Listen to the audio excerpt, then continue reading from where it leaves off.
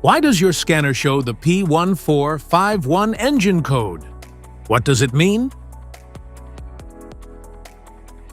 P1451 is a diagnostic trouble code for EVAP control system canister vent solenoid circuit malfunction.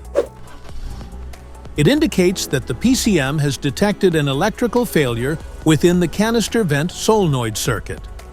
Under this circumstance, stop driving and repair your vehicle immediately. So, what causes this imbalance? Here are the most common culprits. This code is caused by these possible faults in your car. Solenoid circuit malfunction. Wiring harness or connectors. Battery voltage. Vehicle power circuit. PCM.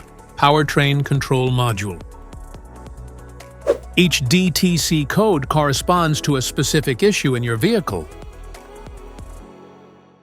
This error occurs in OBD2-equipped vehicles, especially those manufactured since 1996. It is commonly found in Nissan, Lincoln, Honda, Mazda, Mercury, and Ford. If you want to fix this error code, let us know in the comments section. We will definitely make the video on your demand. If you like this video, don't forget to subscribe to our channel. Thanks for watching.